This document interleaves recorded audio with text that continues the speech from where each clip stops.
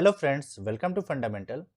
हम लोग biomolecules start किए थे, जो कि पार्ट 1 में हम लोग कार्बोहाइड्रेट को कवर किए और आपको हम बताएं कि नॉइज़ होने के कारण हम इस वीडियो को बीच में ही रोकना पड़ा। वहीं से इसको कंटिन्यू करते हैं। तो देखिए, एक और क्वेश्चन कार्बोहाइड्रेट पर है जिसमें ये स्टेटमेंट दे रखा हुआ और हमें इससे बताना है प्रोडक्ट कंपाउंड के बारे में। तो देखिए, कह रखा है एक्स क्या है, एल आइसोमर है और X के बारे में कुछ और इन्फॉर्मेशन दे रखा हुआ है। जैसे NaBH4 के साथ रिएक्ट करेंगे तो जो भी कंपाउंड फॉर्म करेगा वो कायरल इन नेचर है। अब आप एक चीज देखिए, यहाँ पे L आइसोमर है। बायोमोलिक्यूल्स में हम लोग पढ़ते हैं डी आइसोमर, L आइसोमर। ये जो पिछला वीडियो था उसमें एक क्वेश्चन था ये वाला, देखिए डी ग्लिसरॉल्डिहाइड, तो डी है ना। अब देखिए L है, तो कॉन्सेप्ट डी और L आइसोमर का है। होता क्या है, जो आखिरी वाला कायरल कार्बन होता है, जैसे कि ये है, इसमें अगर OH लेफ्ट साइड है तो उसे हम L कहेंगे। तो देखिए लेफ्ट साइड है, यहाँ भी लेफ्ट साइड है, तो अब कहना मुश्किल है, तो हम इस इंफॉर्मेशन को यूज कर सकते हैं। क्या रहा है, अगर हम इसको ट्रीट करेंगे तो जो बी फॉर्म करेगा वो कायरल इन नेचर है। अगर इसको हम रिड्यूस करेंगे CHO से तो CH2OH जाएगा, डायरेक्ट लिख दे रहे हैं। यहाँ पे भी क्या आएगा, CH2OH। लेकिन अगर आप देखिए तो ये क्या है, यहाँ पे प्लेन ऑफ सिमेट्री नहीं है, बट यहाँ प्लेन ऑफ सिमेट्री है, जिसलिए ये मेसो हो जाता है और ये ऑप्टिकली एक्टिव हो जाता है, इसलिए हम कह सकते हैं कायरल। बस एक ही इंफॉर्मेशन काफी था मेरे लिए बताने के लिए, आराम से बना दिए। और देखिए, ऑप्टिकली एक्टिव वाला और मेसो वाला क्वेश्चन ये इसी में भी पूछा था, तो देख रहे कॉन्सेप्ट फिर से रिपीट किया कि नहीं। अब आइए आप इस क्वेश्चन पे। अब देखिए, कार्बोहाइड्रेट कंप्लीट हो गया, प्रोटीन से स्टार्ट करते हैं। इसमें क्या रखा है कि 2 अमाइनो एसिड हम ले लिए और उससे कितने नंबर ऑफ ट्राइपेप्टाइड बनेंगे और साइक्लिक। पहले बेसिक्स बताते हैं कि पेप्टाइड क्या है, फिर आते हैं। जैसे ये हम देखिए A4 शीट पे हम खुद से बनाए हैं, क्योंकि पेन टैब पे मेरे से बनाने में दिक्कत हो रहा था, फिर हम उसका स्नैपशॉट लेके लगा दिए। अब हम मान लेते एक अमाइनो एसिड A है और दूसरा B है, जिसमें आप देख सकते हैं हम एक R प्राइम लगा दिए इसको अलग दिखाने के लिए। अब पेप्टाइड बॉन्ड क्या होता है, नॉर्मल केमिस्ट्री समझिए। जैसे देखिए, इसका जो कार्बोनिल ग्रुप है, OH है और ये NH2 है, ये दोनों जब रिएक्ट करेगा तो -H2O। अगेन रटना नहीं है, बेसिक्स फिर हम बता दें। न्यूक्लियोफाइल और ये कार्बन इलेक्ट्रोफाइल, जब आप इस पर अटैक करेंगे तो ये बॉन्ड खुलेगा, वापस आएगा और OH निकलेगा। बट की कंसर्न क्या है, ये प्रोटोनेट होकर रह जाएगा, क्योंकि यहाँ से एक H+ निकल जाएगा, जिससे आपका ये अमाइड बॉन्ड फॉर्म करता है। तो ध्यान क्या देना है, पेप्टाइड बॉन्ड, ठीक है। तो पेप्टाइड बॉन्ड फॉर्म कर रहा है। अब ध्यान दीजिए, साइक्लिक होना है। साइक्लिक मतलब क्या है, इस तरह से एक साइकिल क्रिएट होना चाहिए। तो हमें 2 अमाइनो एसिड लेके साइक्लिक बनाना है। तो क्या पॉसिबिलिटी हो सकता है, अगर हम इसको A माने हैं तो हम पहले से बना कर रखे, तो देखिए इसको A ले लेते हैं, ये भी A है और ये भी है, तीनों एक ही टाइप का है। अब आप देखिए, यहाँ से एक बॉन्ड फॉर्म करेगा पेप्टाइड, यहाँ से एक और बॉन्ड फॉर्म करेगा और यहाँ से एक बॉन्ड फॉर्म करेगा, यानी कुल मिला के ये साइक्लिक नेचर हुआ कि नहीं। यानी हमें 2 अमाइनो एसिड लेकर एक साइक्लिक ट्राइपेप्टाइड बनाना है। तो देखिए, एक पेप्टाइड बॉन्ड, 2 पेप्टाइड बॉन्ड और 3 पेप्टाइड बॉन्ड। तो ऐसा ऐसा कितना स्ट्रक्चर क्रिएट कर सकते हैं। तो देखिए, सभी A होगा तो एक टाइप। अगेन R प्राइम से कहने का मतलब B हो गया, तो ये भी B है, ये भी B है और ये भी B है। अब एक पॉसिबिलिटी हो सकता है, तो देखिए ये A है और ये A है और ये वाला हम इसके थ्रू बता सकते हैं B है, या फिर हम 2 B ले सकते हैं। देखिए 2 B है और एक A है, तो कुल मिला के 4 कॉम्बिनेशन पॉसिबल है। तो बस permutation combination kind of thing हो गया कि हमें बना बना के चेक करना है। Answer is 4। फिर प्रोटीन पे देखिए क्वेश्चन क्या है, जो हम याद कीजिए पिछले लेक्चर में बताए थे लेटर पे, यानी ये लेटर के ऊपर क्वेश्चन था, बट इसको ट्विस्ट कैसे किया है, आपको ओवरऑल पे बॉन्ड बना के दे रखा हुआ है। अगेन कैसा बॉन्ड है, देखिए पेप्टाइड बॉन्ड दिख रहा है, जो अभी हम यहां दिखाएं, ये क्या है, अमाइड है एक्चुअली। तो एक पेप्टाइड बॉन्ड आपका, फिर एक और पेप्टाइड बॉन्ड, फिर एक और पेप्टाइड बॉन्ड, तो 3 पेप्टाइड बॉन्ड दिख रहा है। अब आप एक चीज समझिए, 3 पेप्टाइड बॉन्ड दिख रहा है, तो हम यहां से तोड़ेंगे, फिर इसको यहां से तोड़ेंगे और इसको यहां से तोड़ेंगे, तो आपको दिख रहा है 1 यूनिट, 2 यूनिट, 3 यूनिट और 4 यूनिट बन रहा है ना। तो हम कह सकते हैं, अगर हम 4 अमाइनो एसिड ले रहे हैं तो उससे मेरा 3 यूनिट पेप्टाइड बॉन्ड बनेगा। हम इस क्वेश्चन पे आने से पहले एक क्वेश्चन सॉल्व करा देना चाहते हैं, जो कि इधर ही है। लगता है वो क्वेश्चन छूट गया है, सो कोई बात नहीं, हम जब नेक्स्ट वीडियो लाएंगे तो वहां हम सॉल्व करा देंगे। खैर इसी को देखते हैं। देखिए, तो हमें बेसिकली बताना क्या है, यहाँ से हम तोड़ेंगे, तो अगर हम इसको एक बार ओमिट कर देते फिर से, तो देखिए आप ध्यान दीजिए, बेसिकली एक अमाइनो एसिड क्या होता है, NH2 और CO2H, और यहाँ से अलग अलग ग्रुप लगा होता है। तो अगर आप इसको देखेंगे तो ये क्या है, CH2PH है। अगर आप आए तो देखिए, यहाँ पर CH2PH ये लगा है ग्रुप, तो हमें क्या दिख रहा है, फेनाइल एलानीन है और इसका लेटर F है। तो हमें डायरेक्ट दिख गया कि एक लेटर F निकल कर आएगा, और हम लेफ्ट टू राइट जा रहे हैं तो लेफ्ट टू राइट में देखिए F है और F है। अगेन क्वेश्चन ऑप्शन एलिमिनेशन पे बनाइए। अब हमें दिख गया दूसरा I होगा, नहीं तो L होगा, बस पूरा देखने की जरूरत नहीं है। तो देखिए दूसरा क्या है, CH2 CH और 2 मिथाइल। तो अगर हम जाएं ल्यूसीन पे, CH2 CH और ये 2 मिथाइल अलग अलग, तो L आ गया, इस तरह से L हो गया। तो कहने का सेंस क्या है कि आप समझ रहे हैं ना लेटर पे क्वेश्चन कैसे बन रहा है, हम बस यही आपको फील कराना चाह रहे थे और कुछ नहीं है इस क्वेश्चन में, ठीक है। अब एक क्वेश्चन जो हम बताना चाह रहे थे, जो हमसे मिस हो गया है, उसमें क्या था कि आपका नंबर ऑफ अमाइनो एसिड्स दे रखा हुआ था, तो हम ये बताना चाह रहे, देखिए अगर अमाइनो एसिड्स 4 है, प्रूफ दिख रहा है FLDY, लेकिन पेप्टाइड बॉन्ड कितना बन रहा है 3, तो हम कह सकते हैं नंबर ऑफ पेप्टाइड बॉन्ड कितना होगा, अमाइनो एसिड -1। उसी पर एक क्वेश्चन था जो कि हमसे छूट गया है। अब आइए इस क्वेश्चन पे, as it is NCERT, protein पर किस पे बना है, डीनेचुरेशन ऑफ प्रोटीन।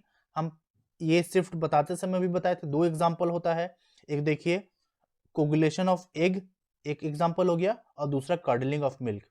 तो हो सकता है आपको कर्डलिंग ऑफ मिल्क पे पूछ दे। तो यहाँ क्वेश्चन क्या है, which structure of protein remains intact, कौन सा बच जाता है। तो देखिए ड्यूरिंग डीनेचुरेशन सेकेंडरी और टर्शरी बर्बाद हो जाता है, but primary remains intact as it is NCERT। और आप लोग कह रहे थे असर्शन रीजनिंग में पूछ लेने के लिए, तो देखिए क्वेश्चन असर्शन रीजनिंग को इसी को बना देगा, बोल देगा कि ठीक है असर्शन में कि during denaturation primary structure destroys, एक स्टेटमेंट दे दिया। अब आप जान रहे कि नहीं प्राइमरी तो रिमेन रह जाता है, तो उसको फॉल्स बना देंगे। तो असर्शन रीजनिंग को लेके ज्यादा मत सोचिए, जस्ट कॉन्सेप्ट और लाइन बाय लाइन पढ़ा होना चाहिए, आप ऐसे ही बना देंगे। अब देखिए एक क्वेश्चन प्रोटीन पर अब क्या बन रहा है, अब बात हो रहा है हाइड्रोलाइसिस पर। एज इट इज NCERT क्या कह रहा है, सिर्फ अल्फा अमाइनो एसिड है जो कि प्रोड्यूस होता है हाइड्रोलाइसिस ऑफ प्रोटीन। तो देख रहे प्रोटीन पे क्वेश्चन कैसे ट्विस्ट किया, एक हो गया हाइड्रोलाइसिस पे पूछ लिया, एक हो गया सिंपल डीनेचुरेशन ऑफ प्रोटीन हो गया, एक लेटर पे पूछ लिया। तो यही हम बताना चाह रहे थे, बिना PYQ एनालिसिस के हम बता ही नहीं सकते कि क्वेश्चन कैसे पूछेगा। अब देखिए यहां पर बोल दिया कि हाइड्रोलाइसिस के थ्रू कौन सा इसमें अमाइनो एसिड मिलेगा। ये देखिए 2023 का क्वेश्चन है और ये 2024 का है, यहाँ डायरेक्ट अल्फा बीटा गामा देकर रखा हुआ है, और यहाँ पर भी वही चीज है, बस हमें आइडेंटिफाई करने आना चाहिए कि हम किसे अल्फा कहेंगे। तो देखिए अल्फा किसको कहते हैं, जब NH2 और CO2H के बीच का जो कार्बन है, इसे कहते हैं अल्फा पोजीशन। कैसे, याद कीजिए, जनरली हम लोग कार्बोनिल में भी पढ़ते हैं, लाइक अल्डोल कंडेंसेशन, तो बोलते हैं ना अल्फा कार्बन, उससे सटा हुआ हाइड्रोजन तो अल्फा हाइड्रोजन। उसी तरह से आप सोचिए उसके बगल का कार्बन तो अल्फा कार्बन। तो देखिए यहाँ पर देखिए अल्फा कार्बन यही है जिससे NH2 और CO2H लगा है, बट यहाँ पर देखिए अल्फा कार्बन नहीं है क्योंकि ये दोनों तो दूर है। अगेन यहाँ भी देखिए CO2H CH2 और एक और CH आ गया, क्यों होगा, अगेन CO2H CH2 फिर बाद होगी, इसलिए इसका आंसर 2 हो गया। तो देखिए कुछ नहीं है, कॉन्सेप्ट तो वही है ना। 23 में स्ट्रक्चर के थ्रू आपको आइडेंटिफाई करना अल्फा अमाइनो एसिड, यहाँ डायरेक्ट बताना है बस। अब देखिए फिर से कॉन्सेप्ट कैसे रिपीट करता है, क्वेश्चन कैसे रिपीट करता है। 24 में पूछ रहा है डायरेक्टली कि इनमें से किसमें सल्फर प्रेजेंट होगा, और अगेन 2023 में भी वही चीज पूछ रहा है। अगर दोनों का कॉमन एग्जांपल दिखाए तो देखिए सिस्टीन यहाँ भी था, सिस्टीन यहाँ भी था, लेकिन इसमें एक चीज और मालूम होना चाहिए जैसे मिथायोनिन। अब हम आपको ये नहीं कह रहे कि हमको आराम बता दिए, अगेन ये सब क्वेश्चन क्या है, आप अगर पढ़ेंगे रिवाइज करेंगे तो बता पाएंगे। अगेन NCERT, तो हम दिखाए सिस्टीन और मिथायोनिन, तो देखिए सिस्टीन में S है और मिथायोनिन में S है। तो इस तरह से हम PYQ के बेसिस पर आपको, अगर आप देखिए हम ऐसे बताना चाह रहे हैं, अगर हम PYQ 2023 का सॉल्व किए होते पहले, अगर इस पेपर को देने से पहले, तो हमको एक चीज मालूम हो गया होता, अच्छा सल्फर किस में होगा, मिथायोनिन और सिस्टीन में। हम PYQ को याद करके चलेगा, कुछ नहीं करना है, इस तरह के क्वेश्चन को आप याद करके चल जाइए। अब क्या हुआ, क्वेश्चन आ गया, हम बना दिए, अच्छा देखो इसमें एक ही पूछ रहा, हम डायरेक्ट मार दिए। तो इस तरह से हम आपको बताना चाह रहे हैं कि आप PYQ को ऐसे लेके चलिए। इसी बेसिस पे हम कहते हैं आप सॉल्ट एनालिसिस को भी पढ़िए, नया कुछ मत पढ़िए, जस्ट PYQ को आप याद तो करके चल जाइए। वहां जाके एग्जाम में इससे क्या ही करना है, आएगा तो बनेगा, नहीं आएगा तो नहीं बनेगा। क्वेश्चन जो बनाना है वो इस तरह का क्वेश्चन है जो आप कॉन्सेप्ट पे बना सकते हैं, समझे। इसको हम नहीं कहते याद करने के लिए, याद करने के लिए करें आप ये सब करके चल जाइए, इसको आप क्या ही कर लेंगे उतना समझ के, होता है तो होता है, सिस्टीन में सल्फर होता है तो होता है, अब क्या ही कीजिएगा। अब आइए इस क्वेश्चन पे, अगेन लेटर वाला है, कुछ बताने की इसमें जरूरत नहीं है, सबका लेटर क्या होता है हम हाईलाइट करके रख चुके हुए हैं। आप स्नैपशॉट ले सकते हैं, नहीं तो पीडीएफ हम देंगे तो वहाँ भी मिल जाएगा। अगेन सबका लेटर किसका क्या होता मालूम होना पड़ेगा। फिर से हम कहेंगे सभी का नहीं याद कीजिए, समझ रहे हैं ना, सभी का नहीं कीजिए, जो पूछ चुका है एटलीस्ट उसका तो मालूम होना चाहिए।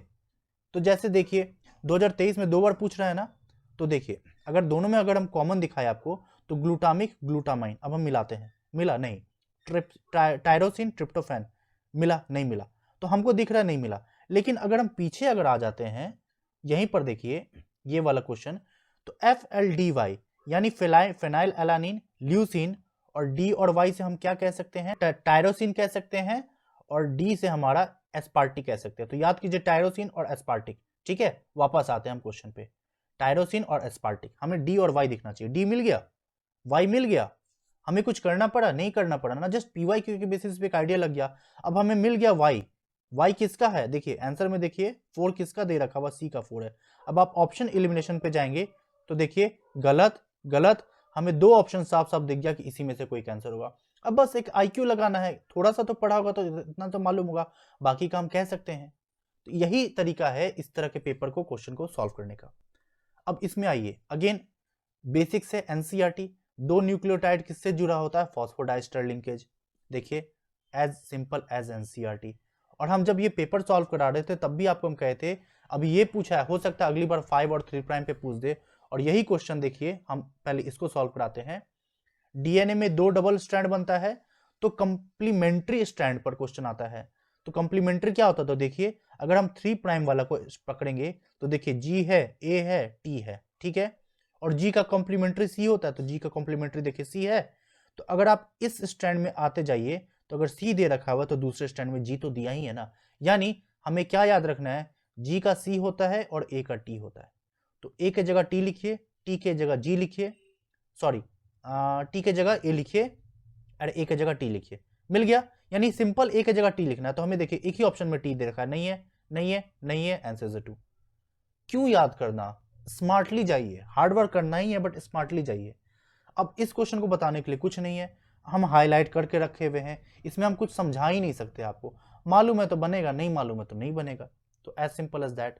अगेन ये क्वेश्चन देखिए, यहां पर तो खैर मिक्स कॉन्सेप्ट आ गया, बट अगर हमें ये मालूम है carbylamine test primary amine के लिए होता है, याद कीजिए amine chapter. Schiff test aldehyde के लिए होता है। तो सी का 3 होगा और डी का 4 होगा, सी का 3 है, डी का 4 है, बाकी दो हम मिला सकते हैं, सी का 3 है, डी का 4 है, तो यही दोनों में से एक हो सकता है। अब 1 और 2 में से देखना है तो ए का 2 है, मान लेते हैं हमें अगर नहीं मालूम है, हम क्या करेंगे, हम आपको तरीका सिखा रहे हैं, समझ रहे हैं ना। तो हम मान लेते हैं हम 2023 का सॉल्व करके गए हैं और हमको दिख गया ए का 2 है, यानी मोलेक्स टेस्ट कार्बोहाइड्रेट के लिए होता है, ब्यूरेट पेप्टाइड के लिए होता है, हम याद करके चल जाएंगे, एग्जाम में आएगा तो हम बना लेंगे। तो अब इसके लिए पूरा क्यों दिमाग खराब करना। तो देखिए याद करने का तरीका, ब्यूरेट पेप्टाइड तो बीपी से याद कर लीजिए, कुछ कुछ ट्रिक बना के याद कर लीजिए, इस तरह से आप कह सकते हैं कि इसका आंसर 3 हो गया।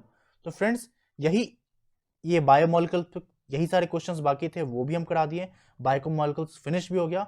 अब अगला हम लोग डी और एफ ब्लॉक पे स्टार्ट कर लेंगे। सो मिलते हैं अगले वीडियो में डी और एफ के साथ। अगर आपको ये वीडियो एनालिसिस पसंद आ रहा है फ्रेंड्स तो प्लीज लाइक शेयर सब्सक्राइब जरूर कीजिएगा। मिलते हैं अगले वीडियो में। So thank you guys and good luck.